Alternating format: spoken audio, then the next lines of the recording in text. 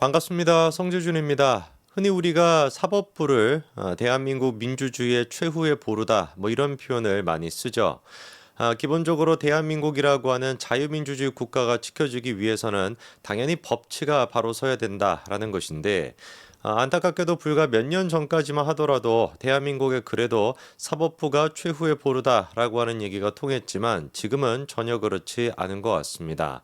사법부가 최후의 보루는커녕 너무나 무기력한 모습을 보여주고 있고요. 당연히 그거는 민주당이 장악하고 있는 국회 폭거로 인해 가지고 발생하는 것도 있겠습니다만 근본적으로는 또 뭐겠습니까? 사법부의 자체적인 문제도 있습니다.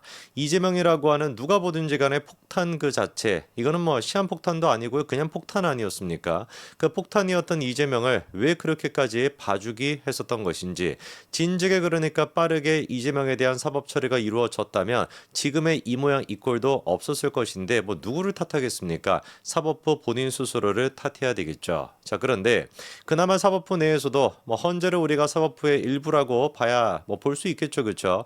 이 헌재만큼은 대한민국의 최후의 보루다라고 하는 역할을 톡톡히 해주고 있습니다. 이번에 그 17일을 기점으로 해가지고 헌재가 사실상 마비가 될 그런 운명이었습니다. 그럴 수밖에 없는 게 헌재 소장을 포함해가지고 3명 정도가 임기가 이제 끝나가지고 6명 체제가 되게 되는데 원래 이제 그 헌재가 법률상으로 6명 같은 경우는 의결할 수가 없거든요. 뭐 위헌이다 아니면 또 이게 뭐 합헌이다 뭐 이런 것들을 판단할 수 있는 그 조건조차도 최소 7명으로 되어 있기 때문에 6명이면은 사실상 헌재가 마비가 되게 됩니다. 근데 이제 문제가 국회에서 추천해야 되는 이 헌법재판관의 몫이 3명이나 있는데 민주당 쪽에서 되지도 않는 이유를 들어가지고 원래 이제 그 관행 쪽으로 야당 1명, 여당 1명 이런 식으로 이제 해오는 거거든요. 그런데 이제 그거를 깨고 지들이 2명을 추천하겠다라고 빽빽 우겨는 바람에 사실상 이제 그 3명에 대한 추천 몫을 거부하고 그렇게 됨으로써 헌재가 마비가 될 위험에 빠져 있었습니다. 그런데 이거를 이거를 해결했던 게 누구였습니까? 헌재 본인 스스로였습니다. 근데 생각해 보십시오. 헌재가 무슨 뭐 자기가 주도적으로 야 그러면 민주당이 말도 안 돼 이렇게 할 수 있는 게 아니죠. 일단 헌재의 이런 어떤 조치 자체가 이런 모습 자체가 위헌이다라고 하는 가처분 신청 같은 게 이루어져야 그 신청에 대해 가지고 인용함으로써 헌재가 이제 맞받아칠 수 있는 거 아니겠습니까? 우리가 질문해 봐야 되는 것은 도대체 누가 애당초 헌재가 그렇게 인용할 수 있도록 가처분 신청을 했던 것인지 이진숙 지금 이제 방통위원장의 변호인이 그렇게 신청을 했다라고 하는데 그 사람의 정체는 도대체 누군지 그리고 또 한 단계 더 나아가서 지금까지는 그거에 대해서 아무런 우리가 생각을 못하고 있지 않았습니까? 이번의 경우처럼 헌재가 이렇게 가처분 신청을 인용할 수 있다라고 한다면 진작에 가처분 신청을 했으면 되는 것인데 그러면 뭐 헌재가 마비가 된다 보다 이런 얘기도 없지 않았겠습니까? 왜 지금까지는 이런 식의 신청을 못하고 있다가 이제 와서 하게 된 것인지 그거에 대한 이제 또 힌트를 갖다가 우리가 좀 그 비하인드 스토리를 좀 오늘 영상을 통해서 제가 말씀드리고자 합니다. 일단 이제 그 17일이 지나가지고 3명의 이제 그 헌재 소장을 포함해가지고 헌법재판관들이 퇴임을 했습니다. 그런데 헌재 소장께서 이제 그 퇴임하면서 그렇게 강조를 했습니다. 최근 몇 년 사이에 권한쟁의 심판, 탄핵 심판과 같은 유형의 심판 사건이 크게 증가하고 있다.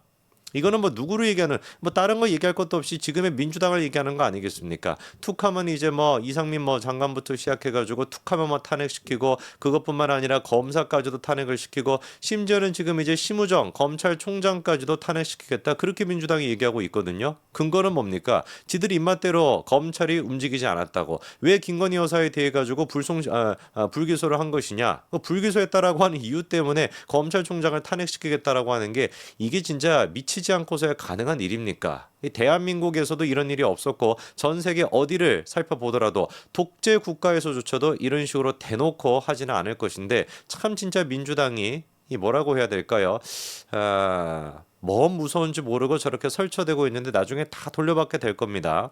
자, 그러면서 또 소장님께서 나가시면서 뭐라고 얘기를 했냐? 사법의 정치화 현상은 결국 헌법재판소 결정에 대한 불신을 초래하게 되고 헌법재판소의 권위가 추락하게 될 것이다. 이는 법치주의와 상권분립을 기반으로 하는 민주주의 질서를 해칠 것임이 분명하다. 너무나 뭐 당연한 얘기인 거 아니겠습니까? 그런데 이 당연한 얘기, 당연한 인식을 어떻게 된 것인지 헌법재판관들만 공유하고 있을 것이 아니라 일련의 어떤 재판관들도 판사들도 이런 식의 최소한의 생각을 공유하고 있었어야 되는 것인데 그게 공유가 됐으면 이재명에 대한 재판이 이렇게까지 끌지를 않았겠죠. 그렇죠?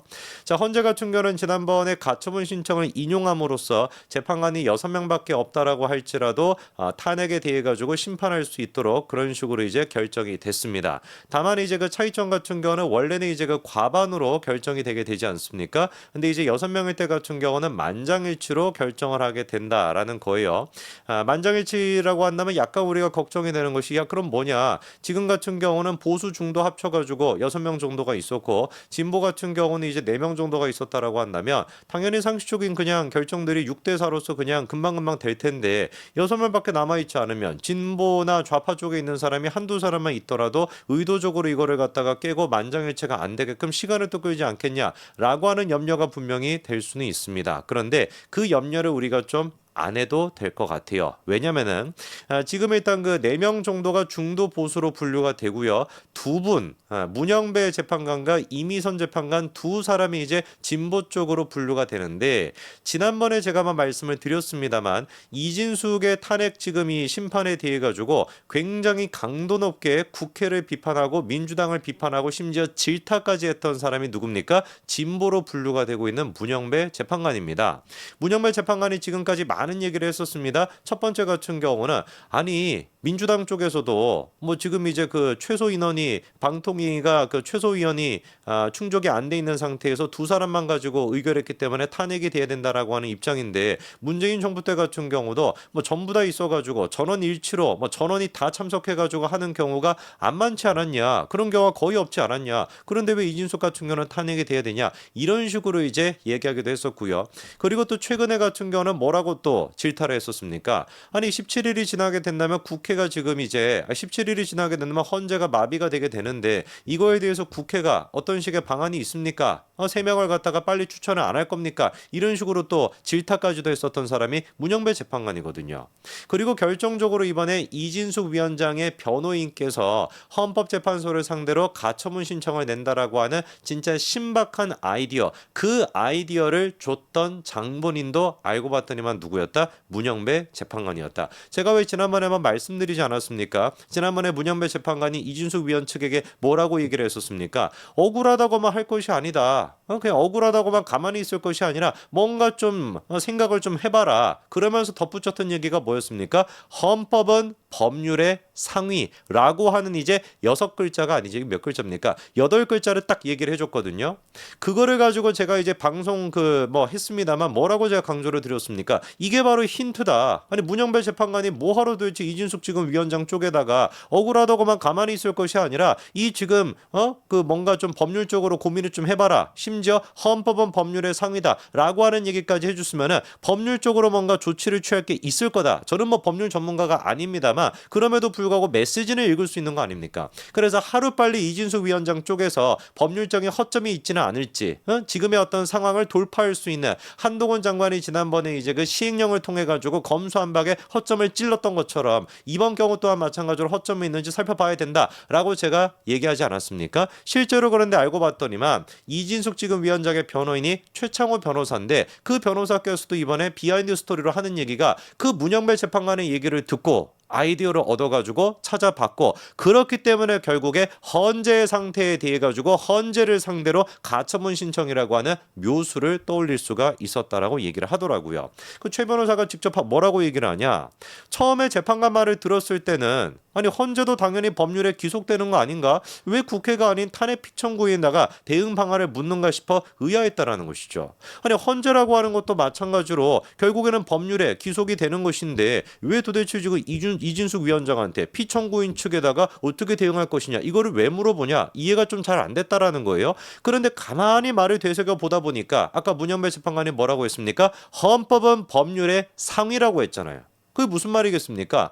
법률에 사실상 뛰어넘고 있는 게 헌법이기 때문에 헌재를 상대로 가처분 신청을 한다면 충분히 법률을 뛰어넘을 수가 있다. 상위법으로서 이거를 갖다가 통제하는 게 가능하다. 이 지금 메시지인 거 아니겠습니까?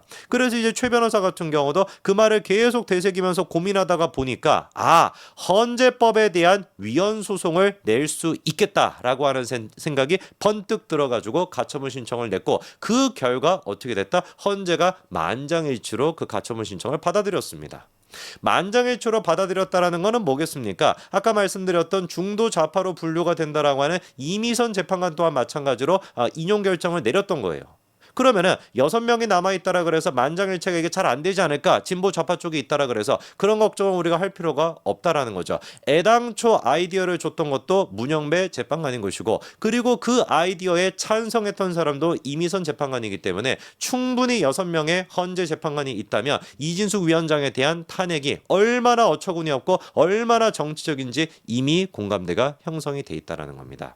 이번에 헌재를 통해 가지고 우리가 다시 한번 느낄 수 있었습니다. 대한민국의 진짜 국회가 저렇게 망나니같이 설치고 댕길 때, 이재명 같은 깡패가 저렇게 설치고 댕겼을 때 막을 수 있는 유일한 방법은 뭐다? 사법부다라는 거. 사법부가 다시 한번 민주주의의 최후의 보루라는 걸 다시 한번 헌재가 보여준 것 같습니다. 이진숙 위원장의 탄핵도 이런 맥락 속에서 금방 기각이 될 것 같습니다. 여기까지 말씀드리겠습니다. 감사합니다.